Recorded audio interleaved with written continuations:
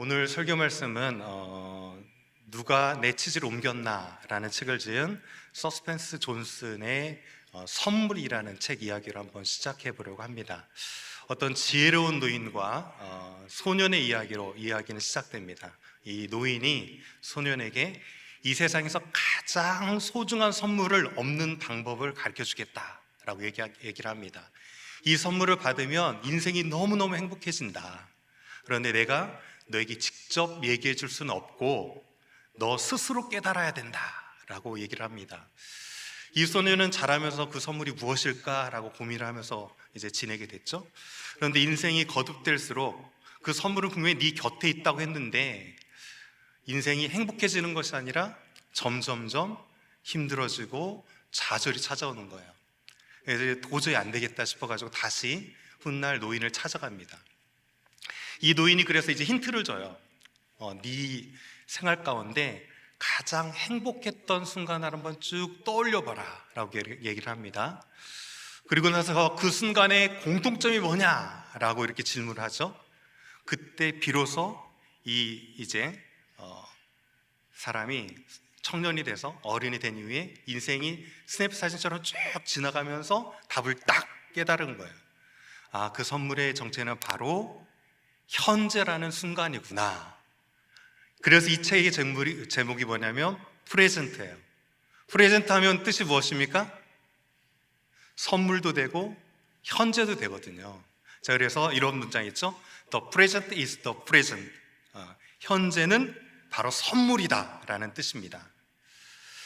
이 어린 소년이 선물이 자기 곁에 늘 있었음에도 불구하고 깨달지 못했던 것처럼 우리는 때로 선물을 정말 받아놓고서도 그 선물이 선물인지도 모르거나 그 선물이 얼마나 가치 있는가를 잘 깨닫지 못하고 스칠 때가 참 많이 있죠. 오늘 본문 말씀을 읽으면서도 혹시 여러분들은 그 본문에서 하나님이 정말 우리에게 주신 선물이구나 라고 느꼈던 것들이 좀 있으십니까? 오늘 설교 제목이 뭐냐면 3가지 선물이거든요. 오늘 본문에서는 저는 오늘 3가지 선물에 대해서 얘기하고 싶어요. 어떻게 보면 그리스도인들은 하나님께 특별한 선물을 받은 자인 줄 믿습니다. 아멘이죠? 예. 자, 오늘 먼저 14절을 읽어보면서 2가지 선물을 좀 발견해 보기를 원하는데, 자, 14절 다 같이 한번 읽어볼까요? 시작. 모든 사람과 더불어 화평함과 거룩함을 따르라. 이것이 없이는 아무도 주를 보지 못하리라. 어디 선물을 좀 발견하셨습니까? 첫 번째 선물은 화평함이고 2번째 선물은 거룩함입니다. 왜 화평함이 거룩함이 선물입니까? 에베소서 2장 14절에 보면 이렇게 돼 있죠. 그는 우리의 화평이신지라. 둘로 하나를 만드사 원수된 것 곧 중간에 막힌 담을 자기 육체로 하시고 16절 또 십자가로 이 둘을 한 몸으로 하나님과 화평하게 하려 하심이라. 원수된 것을 십자가로 소멸하시고. 우리는 하나님과 화평할 수 없었던 자고 원수됐던 자였어요. 그런데 우리가 어떻게 하나님과 화평한 자가 됐다고 오늘 말씀하고 있습니까? 예수 그리스도께서 십자가에서 그 몸으로 막힌 담을 허무심으로 하나님과 화평한 자가 될 수 있도록 하셨고, 그리고 그 화평함으로 우리 이웃과 화평할 수 있도록 이 화평함을 저와 여러분에게 하나님께서 선물로 주신 것이죠. 뿐만 아니라 우리가 가지고 있는 거룩함 또한 선물이에요. 오늘 히브리서에서 얘기하는 이 거룩함이라고 하는 것은 윤리적인 거룩함을 얘기하거나 인간적인 노력으로 열심히 살아서 성화되어지는 그런 거룩함을 얘기하는 것이 아니에요. 우리에게 선물로 주신 그 거룩함을 뜻합니다. 자, 골로새서 1장 22절에 이렇게 돼 있죠. 이제는 그의 육체의 죽음으로 말미암아 화목하게 하사 너희를 거룩하게 하고 흠이 없게 하셨다. 책망할 것이 없게 하셨다라는 거죠. 여러분, 우리는 거룩한 자가 아니죠. 거룩함은 하나님만이 가지고 계신 속성이죠. 그런데 우리가 왜 감히 거룩한 자라고 말할 수 있습니까? 예수 그리스도께서 십자가에서 우리의 모든 죄를 사하여 주심으로 우리를 죄 없다 하셨기 때문에 우리는 거룩한 자가 된 것이죠. 이와 같이 우리에게 있는 화평함과 거룩함은 하나님께서 우리에게 주신 선물인 줄 믿습니다. 그리고 저와 여러분 이 선물을 받은 자인 줄 믿습니다. 자, 그렇다면 이 선물을 받은 자라면 이제 어떻게 할 것인가 고민해 봐야 되겠죠? 자, 선물을 받은 자는 그 주신 선물을 잘 사용해야 돼요. 자, 오늘 14절을 다시 보시면 그 선물을 잘 사용하는 방법을 이렇게 얘기합니다. 14절, 모든 사람과 더불어 화평함과 거룩함을 무엇이라 되어 있습니까? 따르라 라고 되어 있어요. 이 따르다라는 것은 추적하다, 뒤쫓다라는 의미로 마치 사냥꾼이 사냥감을 바짝 추적하는 그 따름을 연상케 하는 단어입니다. 어떤 것을 뜨뜻미지근하게 하는 것이 아니라 정말 열정을 가지고 계속적으로 추구하는 것을 힘써 애쓰는 것을 뭐라고 표현했냐면 따르다라고 얘기했어요. 연말연시가 돼서 많은 분들이 이제 감사의 마음을 담아서 선물을 주고받죠. 그런데 어떤 사람이 선물을 딱 받아놓고 아, 이것은 선물이다 라고 하고 포장지도 뜯지 않고 그대로 두는 거예요. 자, 참으로 어리석은 일이죠. 선물을 받았으면 어떻게 됩니까? 포장지를 뜯고 그 선물해 준 자의 마음을 읽어서 어떻게 해야 되죠? 잘 적극적으로 사용해야 되죠. 이렇게 선물을 능동적으로 사용하는 것, 내 삶에 선물을 준 이의 의도를 잘 파악해서 그 의도에 맞게 선물을 잘 사용하는 것이 무엇이냐면 곧 따르는 것이에요.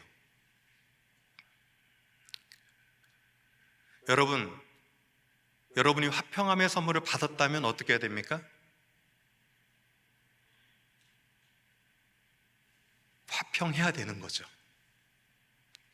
로마서 12장 18절의 말씀처럼 할 수 있거든 너희로서는 모든 사람과 더불어 화목하라 라고 하는 것이 그 선물을 잘 사용하는 방법이 되겠죠. 자, 에베소서 4장 32절 말씀인데요, 이번에는 다 같이 한번 읽어봅니다. 시작.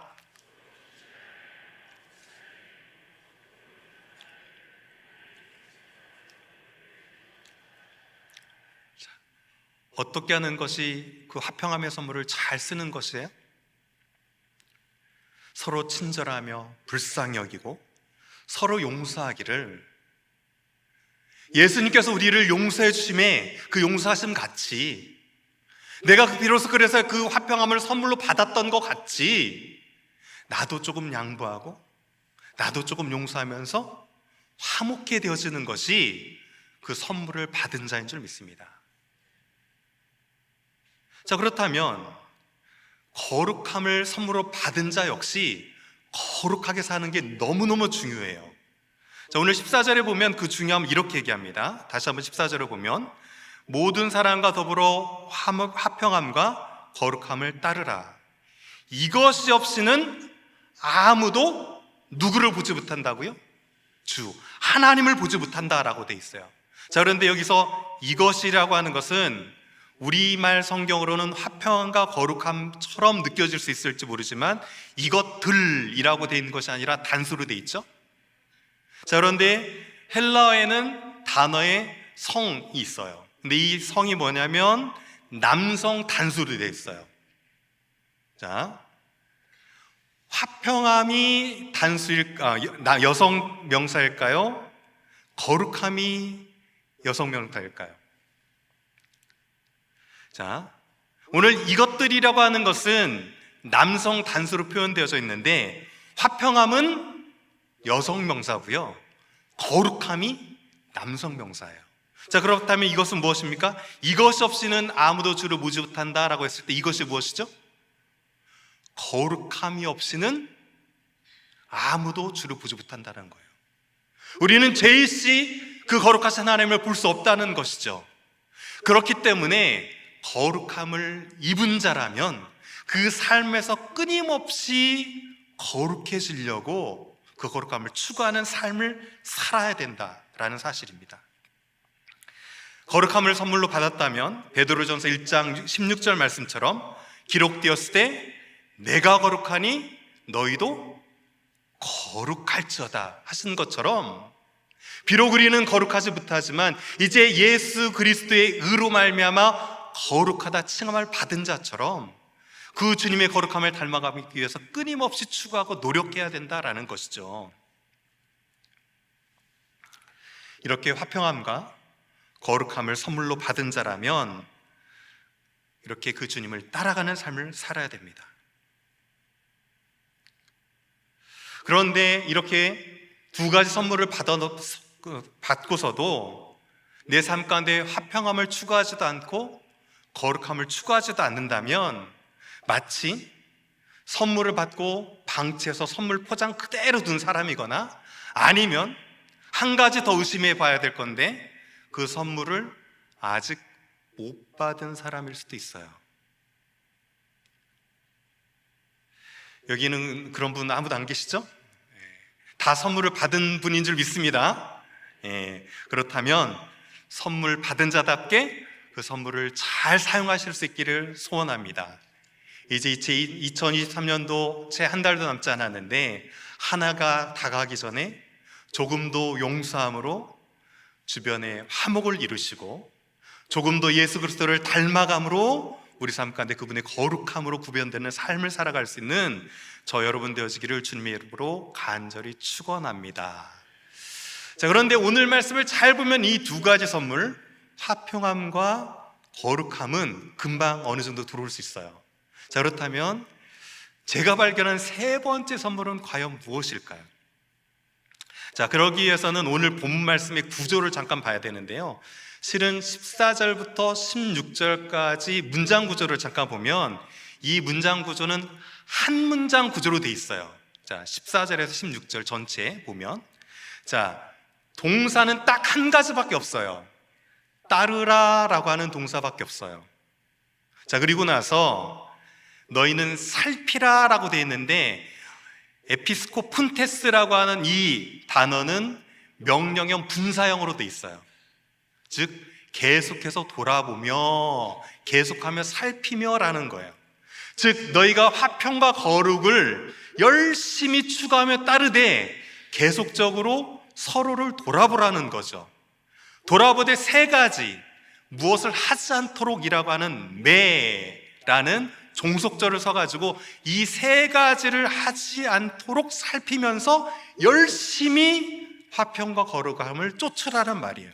자, 은혜에 이르지 못하는 자가 없도록, 여기에서 한번 매라는 단어로 없도록이라는 단어가 쓰였고요, 두 번째로 쓴뿌리가 나는 사람이 없도록 하면서 여기에 또 매라는 종속절을 써요. 그리고 끝으로 음행하는 자나 망령된 자가 없도록. 자, 이 구조를 잘 보면 첫 번째로 거룩과 화평함을 선물로 받은 자라면 그것을 열심히 추구하되, 그것을 추구하는 것으로만 끝나는 것이 아니라 서로 열심히 돌아봐가지고 이것들이 생기지 않을 수 있도록 서로를 잘 돌아보라는 얘기예요. 자, 그러면 여기서 너희는 이라는 주어가 사용됐는데 이 너희는은 누굴까요? 그 당시로 따지면 예수 그리스도를 믿었던 유대인들, 유대 공동체를 뜻하죠. 그것이 큰 교회 무리가 될 수도 있고 각 가정교회가 될 수도 있어요. 즉 너희는 이라고 하는 것은 믿지 않는 자들을 향해서 말하는 것이 아니라 믿는 자들을 얘기하는 거예요. 믿는 자에게 너희는 서로 돌아봐서 믿음 안에서 벗어나지 않을 수 있도록 열심히 살피라는 거예요.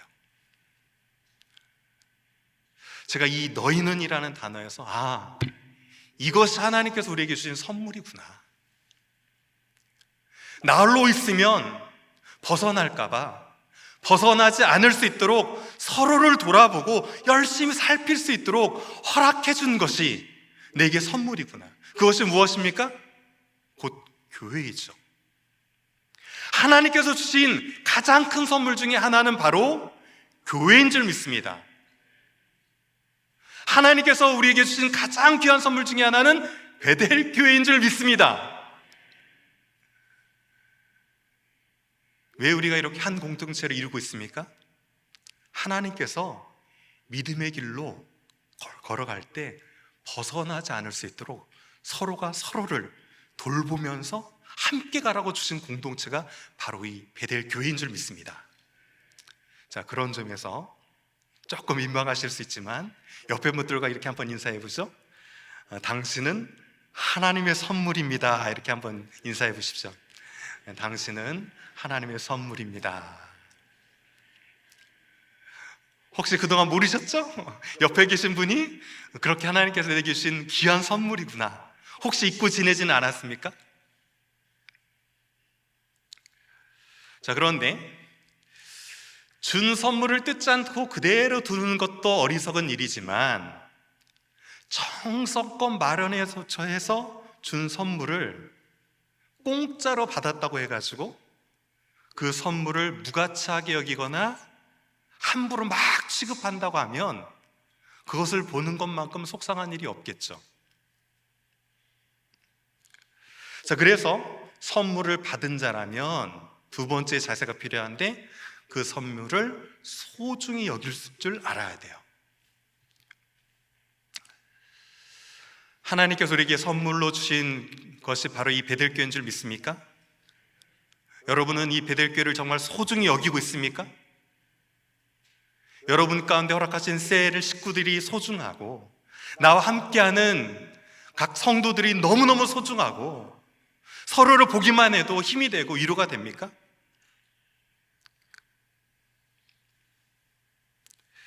자, 그렇다면 하나님께서 주신 이 교회가 그렇게 소중하다면 에피스코푼테스, 계속해서 서로를 돌아봐야 돼요. 나만 잘 가는 것이 아니라 서로를 지속적으로 돌아봐야 된다는 것이죠.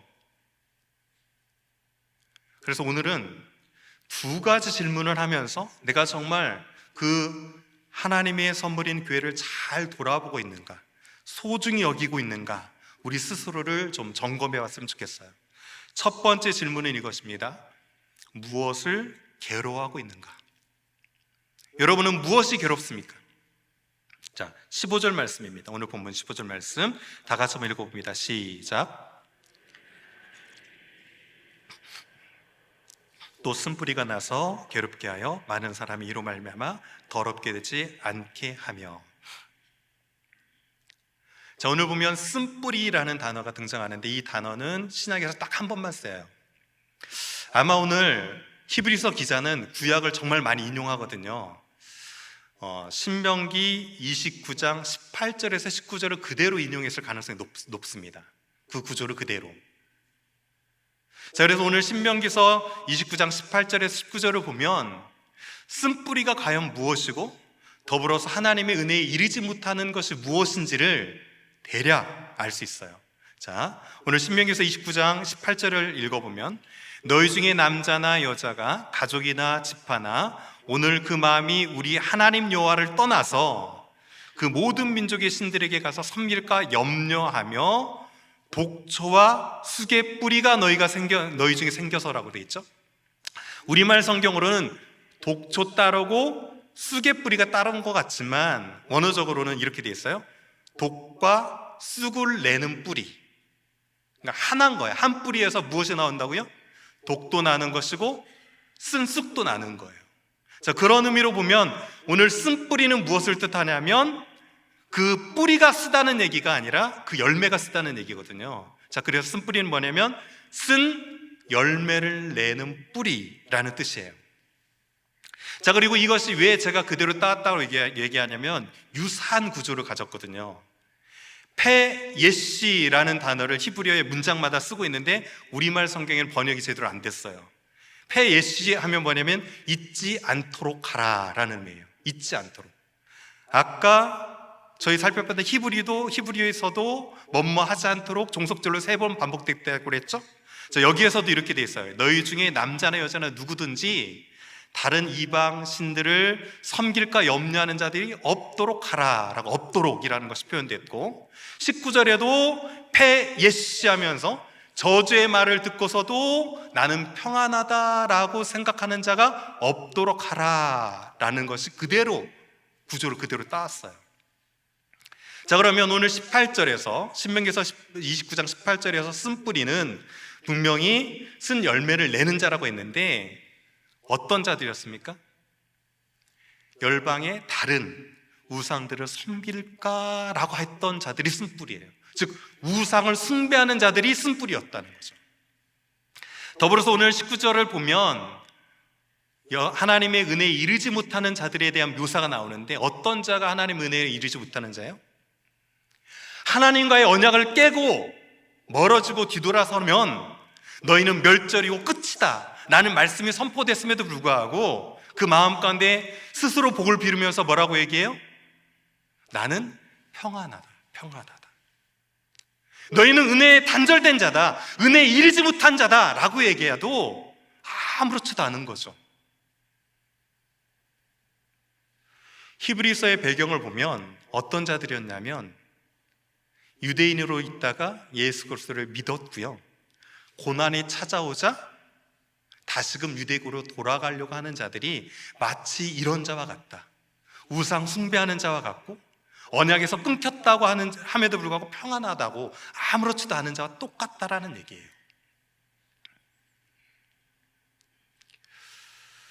여러분은 무엇이 가장 괴롭습니까? 저희가 화요일마다 목회자 미팅을 갔거든요.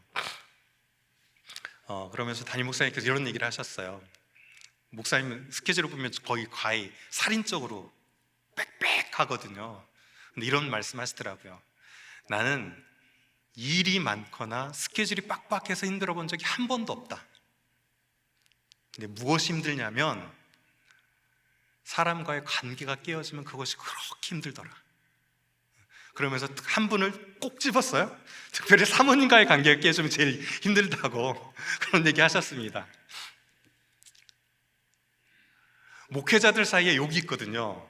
목회자들 사이에 가장 심한 욕은 뭐냐면 이 욕이에요. 성령 없이 목회해라. 생각만 해도 끔찍하죠? 저도 살펴보니까 무엇이 가장 괴로운가 보면 저도 일이 많다고 해서 힘든 적은 한 번도 없었던 것 같아요. 몸이 아프다고 힘든 적도 없었던 것 같고요, 내 자신을 곰곰이 생각해 봤을 때 은혜가 메말랐을 때 너무너무 힘들더라고요.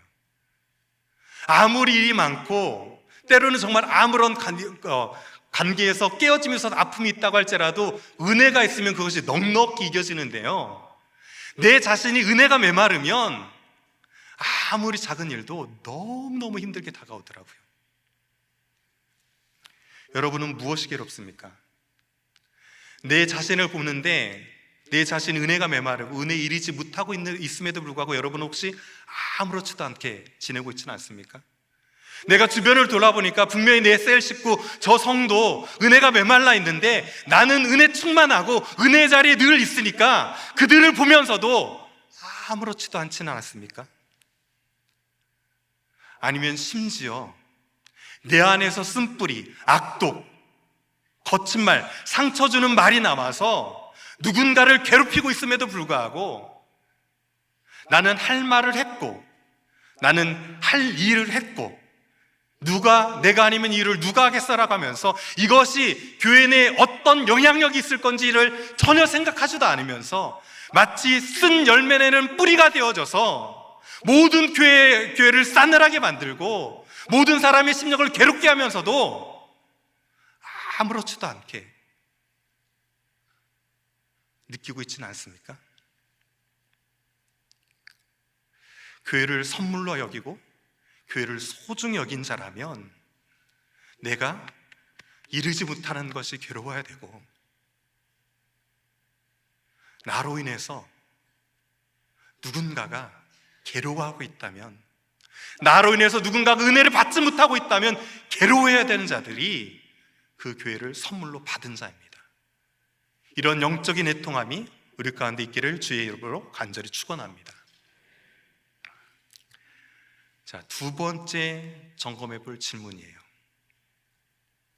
나는 무엇을 즐거워하는가? 라는 거예요. 자, 오늘 16절 말씀 다 같이 한번 읽어봅니다. 시작. 장자의 명분을 판 에서와 같이 명령자가 없도록 살피라. 자, 에서는 무엇을 즐거워했습니까? 오늘 본문은 음행하는 자와 망령된 자가 따로 떨어진 것처럼 되어 있는데 원어적으로는 그렇지 않아요. 에서와 같이 음행하는 자, 혹 망령된 자가 될 수 없도록, 그런 자가 없도록 붙어 있어요. 유대 전승상 에서는 성욕이 매우 강했던 사람으로 전해집니다. 자, 그리고 나서 그 증거로 창세기 26장 34절과 35절을 근거로 해가지고 에서는 음욕이 정말 강했던 사람이다라고 얘기해요. 자, 보면 에서가 40세 때 헷족속과 브리엘의 딸 유딧과 헷족속의 엘론의 딸 바스맛을 아내로 맞이하였더니 그들이 이삭과 리브가의 마음에 근심이 되었더라. 자, 무슨 구절이죠? 왜 이 구절을 가지고 에서가 음욕이 강했던 자라고 표현하랍니까? 자, 에서가 누구하고 결혼했습니까? 헷족속 이방 여인들과 두 여인을 취해가지고 아내로 삼았어요. 그의 아버지 이삭은 리브가를 어떻게 만났죠? 아브라함이 엘리에젤을 하란까지 보내가지고 혈통적으로 언약의 가문에서 아내를 취했죠. 오늘 에서에게는 그런 것 따위는 중요하지 않았어요. 무엇이 중요했습니까? 순간의 육체적인 욕망이 더 컸다라는 거죠. 이것을 근거로 오늘 에서는 음행하는 자다라고 성경은 표현하고 있고요. 잘 아시는 것처럼 에서는 사냥 후에 허기진 배의 그 주림을 채우기 위해서 장자의 명분을 무엇과 바꿔버렸습니까? 팥죽 한 그릇과 바꿔버렸죠. 오늘 에서가 상징하는 바는 무엇입니까? 오늘 에서의 이 모습은 그가 무엇을 즐거워했고 무엇을 중요시 여겼는지를 잘 보여주는 극단적인 예예요. 그는 영혼보다 순간을 중요시했고 그는 하나님 나라의 영원한 가치보다, 영적인 가치보다 당장의 이 땅의 세속적인 가치를 중요시하고 그것을 즐겼어요. 제가 이 예화를 들까 말까 고민을 많이 했는데 송태건 목사님께서 오늘 이 성경 히브리서를 강의하면서 들었던 예예요. 그래서 이 예를 들까 말까 했는데 그래도 이 예만큼 만한 예가 없겠다라고 해서 그 예화를 잠깐 얘기해 드리겠습니다. 요즘에 그 원서들 많이 내죠. 대학 원서들. 저희 딸도 지난주까지 해가지고 원서를 다 써서 마감했어요. 그런데 2017년도에 스탠포드 대학에 방글라데시 출신 무슬림 청년이 지하드라는 청년이 합격을 했어요. 근데 이것이 화제가 됐거든요. 그런데 그 방글라데시 출신의 학생이 합격했다라는 게 화제가 된 것이 아니라 그가 쓴 에세이가 화제가 됐어요. 에세이에 딱 한 문장 적었거든요. 한 문장을 적었는데 그 문장으로 스탠포드 대학에 합격을 했다라는 거예요. 어떤 문장을 적었을까요? 자, 이렇게 적었어요. Black Lives Matter라고 적었어요. 흑인의 생명도 소중하다라고 적었다는 거죠. 이것을 어떻게 했냐면 최소 몇 단어 이상 쓰시오 이렇게 나오잖아요. 그 단어 수를 채우기 위해서 똑같은 문장을 몇 번 썼니? 100번 이상을 쭉 쓴 거예요. 이것을 딱 받아본 시험관이 그의 절실함을 느낀 거죠. 이 학생이 얼마나 우리나라 시험관 같았으면 그러지 않았을 건데 역시 다르긴 다르죠. 자, 이 문장을 통해서 물론 정치적인 것을 조금 담고 있다고 생각될 수도 있겠지만 이 문장 하나를 이렇게 100단어 이상을 적는 것을 보면서 그가 얼마나 이 문제에서 절실하게 이 문제를 고민하고 있는가라고 생각하면서 그를 합격시켰다는 거예요. 자, 그런데 놀라운 것은 무엇이냐면 그 시험 문제였어요. 야, 어떤 시험 문제 이렇게 답을 적었을까요? 그 청년은 무엇에 그렇게 간절했을까요? 자, 이렇게 시험 문제였습니다. What matters to you and why? 이렇게 돼 있어요. 자, 무슨 얘기죠? 당신의 삶에서 가장 중요한 것은 무엇입니까? 라는 질문이었어요. 그 질문에 그는 장황하게 여러 가지를 쓴 것이 아니라 흑인의 생명도 소중하다는 이 문제가 내 인생에선 가장 소중합니다라고 100번 이상을 적었다는 것이죠. 오늘 이 아침에 하나님께서 여러분에게 이 문제를 내준다면 여러분은 무엇이라 적겠습니까? 여러분의 삶의 이유는 무엇이냐고 묻거든 여러분이 오늘도 이렇게 생명 호흡을 하면서 살아가는 이유가 무엇이냐, 네 인생 가운데 가장 소중한 것이 무엇이냐라고 하나님께서 여러분 가운데 물으신다면 여러분은 그 답안지 안에 무엇이라 적겠습니까? 이 학생이 간절했던 100번 이상을 적었던 것처럼 여러분에게는 무엇을 그렇게 반복적으로 간절함을 가지고 적겠습니까? 저는 우리가 적어야 될 답이 예수라고 생각합니다. 내게 생명 주신 분 예수, 오직 길과 진리와 생명 되신 분, 유일한 구원자, 나의 주, 나의 구원자 예수. 내가 받은 가장 소중한 선물 예수. 예수라고 1000번, 10,000번 그 이상을 적어도 아깝지 않은 대답이 예수라고 생각합니다. 여러분 삶 가운데 그 예수님을 가장 소중히 여기시고 그 예수님을 가장 즐거워할 수 있었으면 참 좋겠어요. 단순히 연말이 돼서 들떠서 즐거운 것이 아니라 이제 예수 그리스도가 오시는 그 성탄의 기쁨이 나를 들뜨게 하고 선물로 보내주신 그 예수님이 정말 나의 구주가 되시고 나를 위해서 보내주신 선물이라는 것 때문에 연말이 들뜨고 기쁘고 즐거웠으면 좋겠어요. 한 해를 되돌아보면 모든 것이 다 즐겁지만은 않았죠. 그럼에도 불구하고 오늘 내가 그 예수를 내 마음에 소유했다는 그것 한 가지 때문에 기쁘고 즐거웠으면 참 좋겠습니다. 끝으로 사도 바울의 고백을 잠깐 읽고 말씀 마칠까 합니다. 빌립보서 3장 8절 9절인데요 다 같이 한번 한 목소리 읽어봅니다. 시작. 또한 모든 것을 해로 여김은 내 주 그리스도 예수를 아는 지식이 가장 고상하기 때문이라. 내가 그를 위하여 모든 것을 잃어버리고 배설물로 여김은 그리스도를 얻고 그 안에서 발견되려 함이니. 아멘.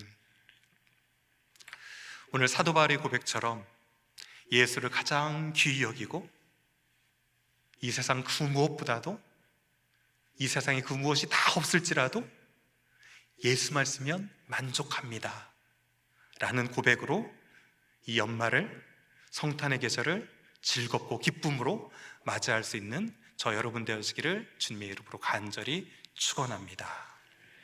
다 같이 이 마음 가지고 한번 찬양했으면 좋겠습니다. 여러분 안에 가장 귀한 것이 무엇입니까? 때로 여러분 가운데 여러분의 자녀가 가장 귀합니까? 여러분이 가지고 있는 물질이 가장 중요합니까? 여러분의 건강이 가장 중요합니까? 그런 것들 다 없을지라도 내게 가장 귀한 것은 내 안에 계신 예수님입니다 라는 이 믿음의 고백을 이 찬양을 통해서 올려드리길 소원합니다. 내 안에 가장 귀한 것, 내 안에 가장 귀한 것 예수를 알미라. 금은보다 더 귀한 것 예수를 알미라. 세상 지식보다 귀한 것, 세상 지식보다 귀한 것 예수를 알미라. 내 안에 가장 귀한 것 예수를 알미라. 아멘. 예수의 이름, 예수의 이름, 존귀한 그 이름, 예수의 이름,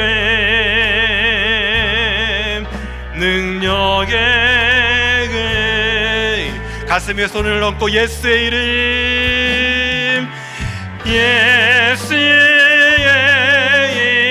이름, 존귀한 그 이름, 존귀한 그 이름. 예수의 이름이 나에게 능력이 됩니다. 예수의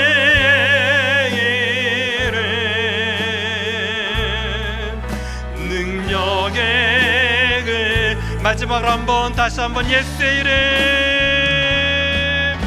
예수의 가장 존귀합니다. 그 무엇과도 바꿀 수 없습니다. 존귀한 그 이름, 예수의 이름, 능력의